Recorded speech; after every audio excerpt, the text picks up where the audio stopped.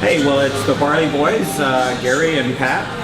Hey, how y'all doing? Back again after from last year. So first of the season, isn't it? Yeah. New Year. We're at BRB, Be Right Back out in Richmond, the entertainment center, and we're here today with Corey, Joe, and Rick, just here for the beer. You may not have heard about it, but they're a radio show on TSN that talks about what else? We're just here for the beer. Beer, yeah. Yeah. So, how long has the show been going? Well, it's kind of it started back in about 2009 was when the idea was conceived, and originally it was going to be a beer and barbecue show.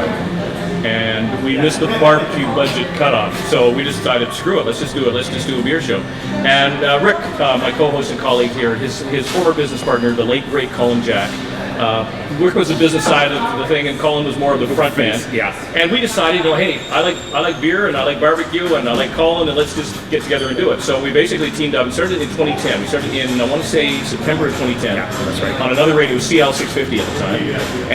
And then sadly, we lost Colin a short time after that, and Rick then stepped into the chair, and we've been doing it ever since. And we took it to TSN in 2013, was it? Yep, that's right. And then we just carried on and exploded from there. Exploded from there. Had many a beer since then. So, TSN, my sense of TSN is sports. Yes. What was in it for them in terms of beer, men? Put them together. Okay. I mean, again, it's pretty obvious. There has been a gender imbalance, I think, in beer for many years, and a lot of times now you're seeing more and more women drink craft beer, but it's still a primarily male domain when it comes to the product. So for a male audience with TSN, it's a no-brainer. So you guys kind of got in before the real craft brewery thing started to take off. Were you kind of in before that, or just as it was taking off? When we first started, when Colin and I first started doing this, there was probably about 6 in the Vancouver area. There were some in the outlying out in Abbotsford, etc. And those were the guys that we really started to key in on, and then it slowly started. That ball started to roll and snowball to what we see today. So did you anticipate the craft brewery thing coming, or was this being in the No, right I like to handle place? this one.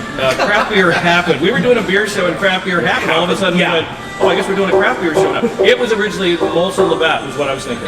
Okay.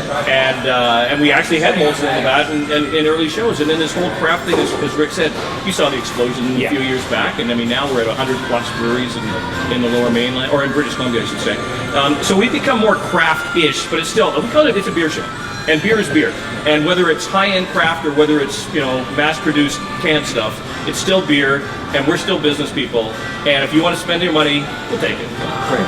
So I'm just one. Oh, sorry. Go ahead. I mean, at the end of the day, I think the craft beer industry is challenging big beer to not only become better, but to innovate in terms of flavors, taste, bring something different to the table than what they've traditionally been doing. Right. And that's what I think is a great thing about craft beer. Great. So, looking around the table here, you're the tech guy. Corey is our producer. Yeah, you can call me producer / Barley Pop Professor. That's what it says in the business card, yeah. And Rick, your background in beer is what? My background in beer, when Colin and I started up the company, we were teaching a course up at UBC.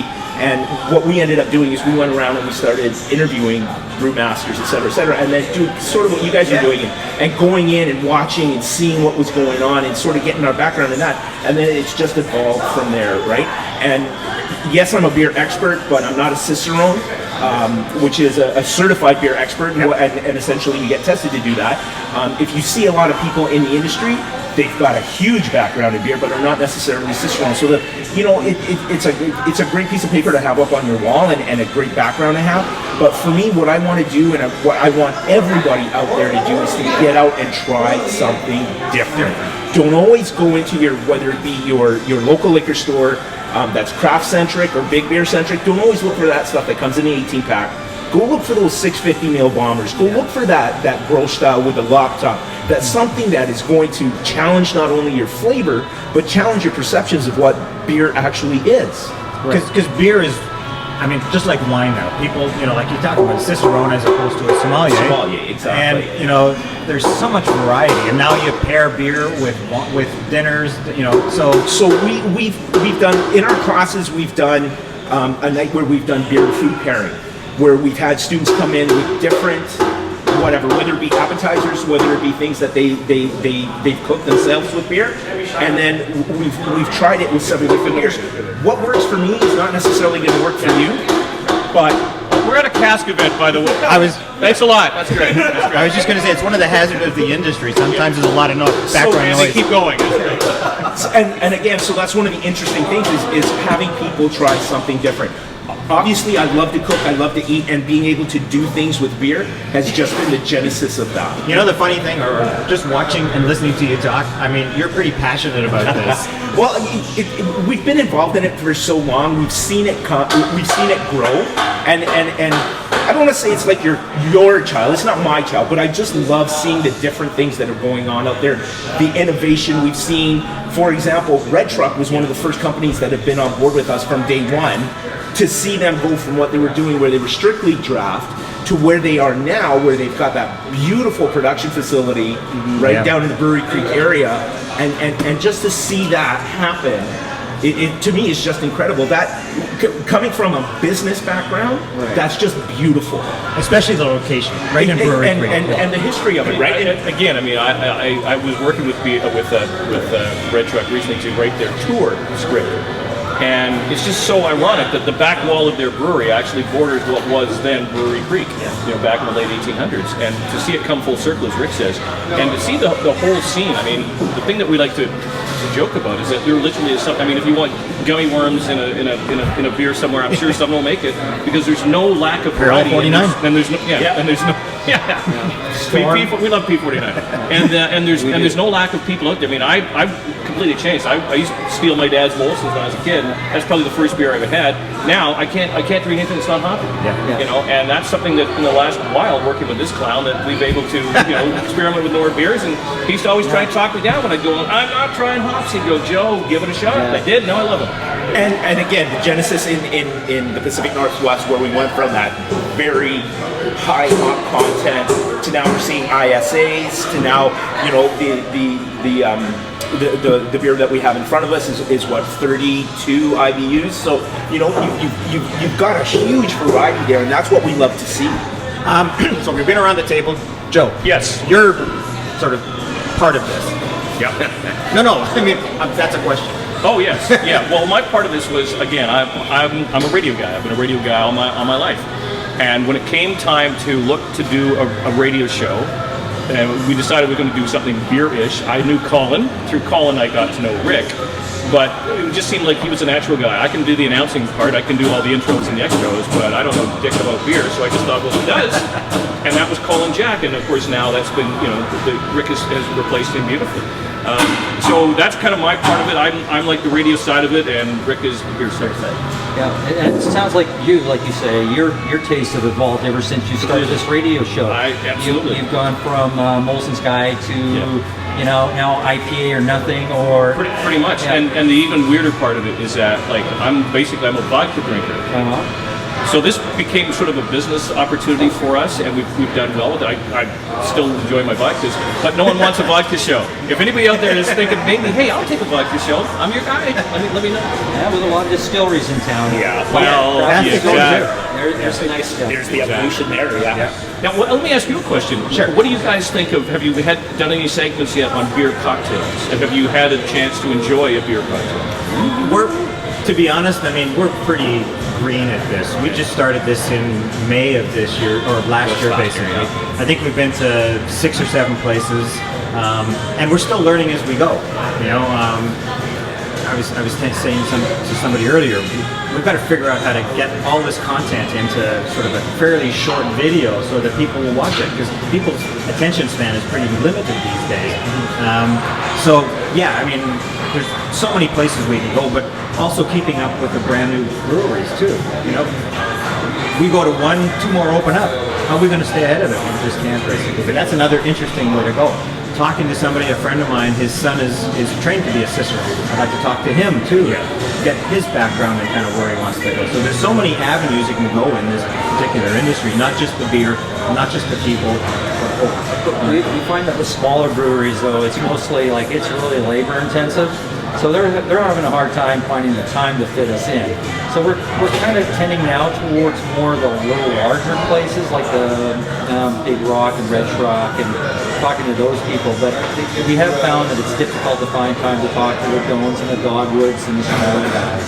Because they've got a life as well. Yeah, Well, and they're also like, a lot of them are not necessarily one-man bands, but they're pretty close. Where you're the brewer, you're the sales exec, you're schlepping kegs, you're the delivery boy. I mean, you're doing it all because, again, I mean, we've talked about this before, like modest estimate. I mean, you're looking at least about $500,000 investment to start up a brewery, at the very least, and that's not a big brewery.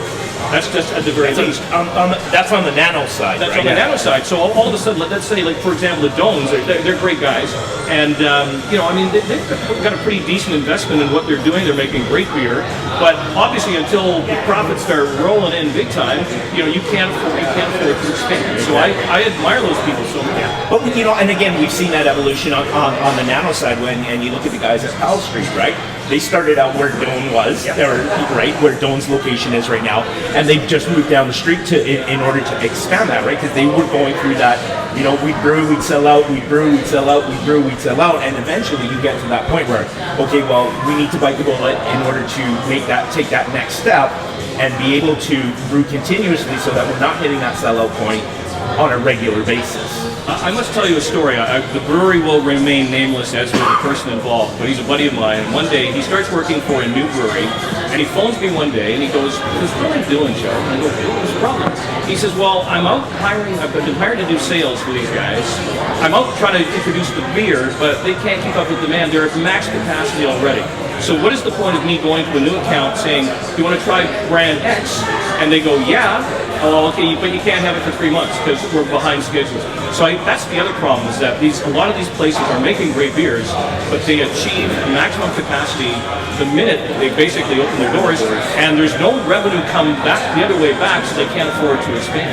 On the opposite side, I was at another one, again, remain nameless, but it's a pretty large place, but their capacity is X, but they're well below that. And I asked the question, you know, when will you get up to capacity? We don't want to, because when we're at that level, just like you say, they can't keep up with the demand, and if anything goes wrong, then they're behind the 8 ball. Well, and there's another brewery which will remain nameless, but I spoke with, but again, they want to control exactly how much they sell. I mean, I would think if I was a brewer and I've got X number of dollars invested, I want to recoup my investment and make a ton more.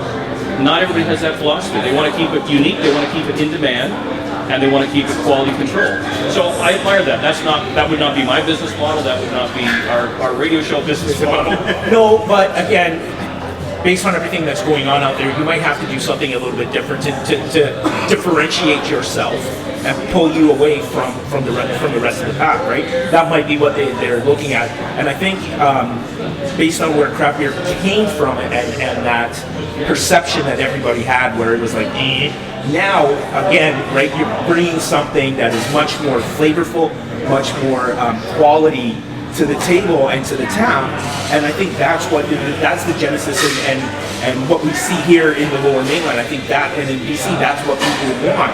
So to be able to say, yes, we are doing that, you can see it by us doing that, it really sets them apart. So, well, listen, I think we've had a great chat here, and we thank you, Joe and Rick, for having us on. And Corey. And Corey. Yeah. Thank you, Corey. Beer. You're welcome, chaps. And we thank you for coming on our show, Barley Boys on YouTube. So, Yeah, and we've got a cask thing going on for Kwantlen College today at BRB.